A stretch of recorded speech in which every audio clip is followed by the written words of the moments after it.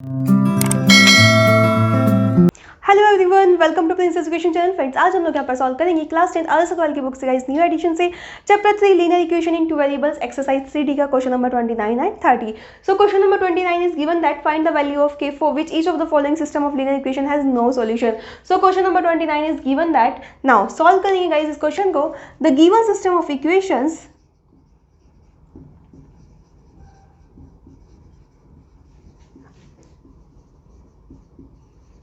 are 3x minus y minus 5 equals to 0 and second is 6x minus 2y plus k equals to 0. Right? Now these equations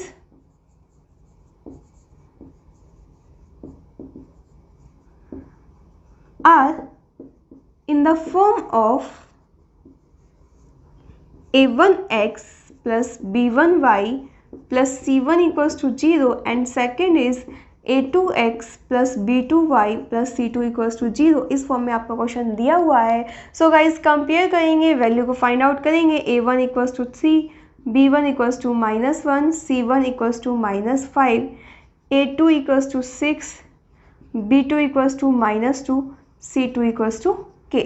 right now guys, अब आप जानते हैं for no solution आपकी एक condition होती है जो कि फुलफिल होनी चाहिए।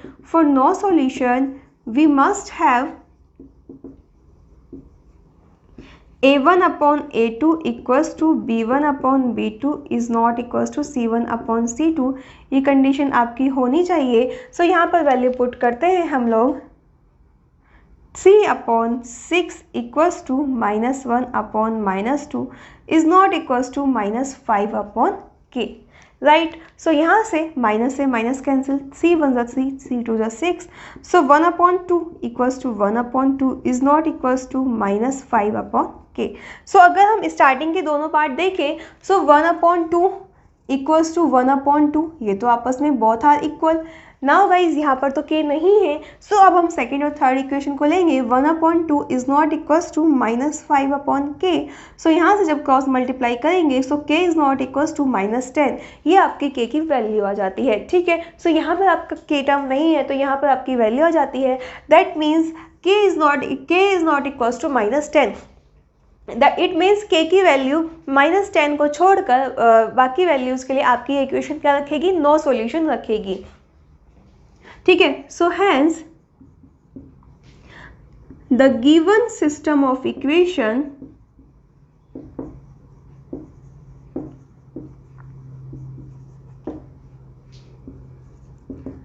will have no solution when k is not equals to -10। सो इस तरीके से गाइस आपका ये क्या हो गया? सॉल्यूशन हो गया when k is not equals to -10। जब k -10 के इक्वल नहीं होगा तब आपकी इक्वेशन क्या सॉल्यूशन होंगे?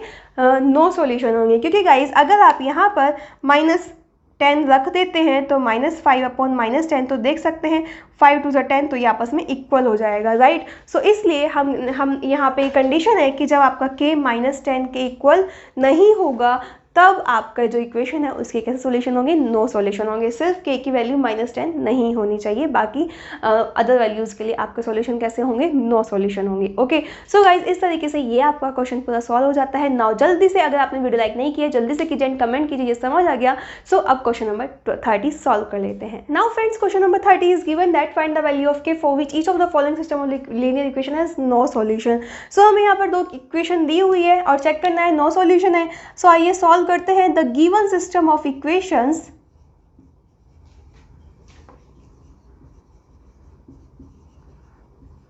Are kx plus 3y, k को लेफ्ट साइड ले आएंगे -3। ठीक है, तो k -3 पूरी टर्म लाएंगे, इसलिए इसको ब्रैकेट में लिख लेंगे क्योंकि साइन चेंज हो जाएंगे जब लेफ्ट साइड आएगा, तो इसलिए पूरी टर्म को एक साथ लिखेंगे ब्रैकेट में equals to 0। Now 12x plus k y minus k equals to 0। So guys इसलिए इस चीज़ को ध्यान रखना, इसको ब्रैकेट में लेना। अगर आप डायरेक्टली माइनस के करेंगे तो ये वाला साइन प्लस में हो जाएगा। ठीक है, या तो आप माइनस के प्लस 3 लिख दीजिए, अदरवाइज आप इस फॉर्म में लिखेंगे तो इजीली वैल्यू आप जब C1 की वैल्यू रखेंगे तो आसानी होगी, तो इसलिए इस फॉर्म में आप लिख देंगे। Now these equations are in the form of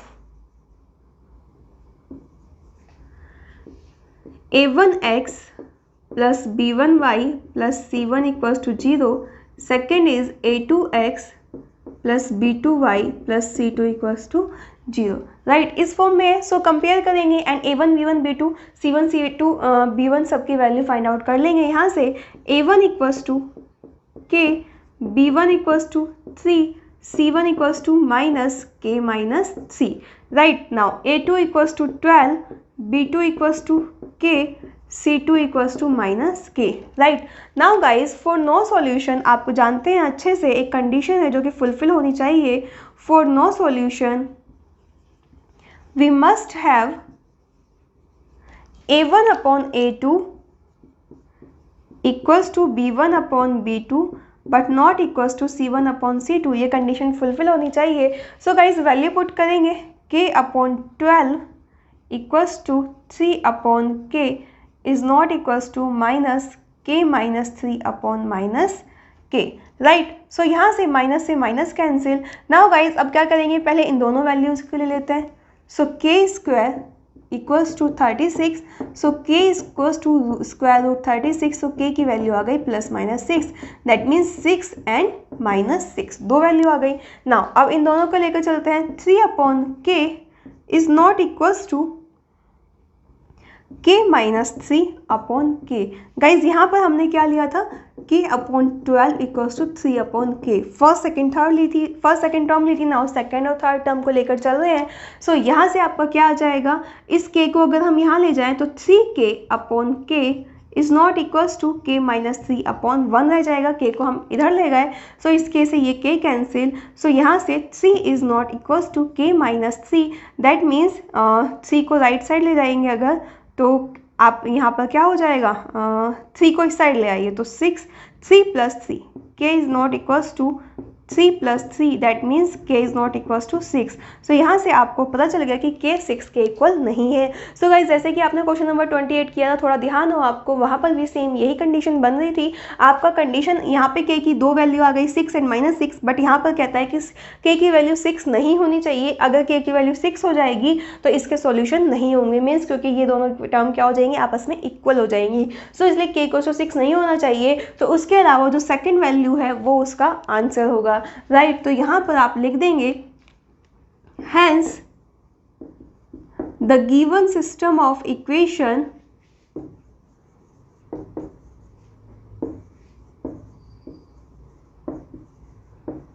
will have no solutions when k equals to minus 6.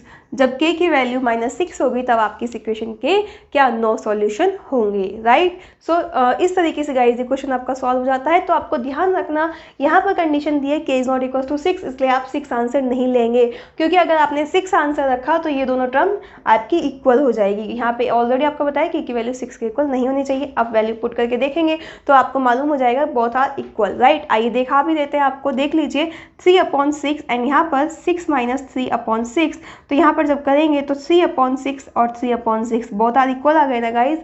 सो इसलिए कहते हैं कि k की वैल्यू 6 नहीं होगी. राइट, सो ये आपको प्रूफ भी हो गया, समझ में आ गया अच्छे से. सो इस तरीके से आपको क्वेश्चन को देखना है, बहुत अच्छे से समझना है क्वेश्चन को, तभी आप आंसर फाइनली लिखेंगे. ओके, सो है ना, सो इजी. इस तरीके से क्वेश्चन नंबर 30 कंप्लीटली सॉल्व हो जाता है. पूरा कंसेप्ट क्लियर हो जाता है, समझ आ गई. वीडियो को लाइक नहीं किया, जल्दी से लाइक कीजिए, कमेंट कीजिए, ये समझ आ गया. मिलेंगे नेक्स्ट वीडियो में. Bye bye, take care.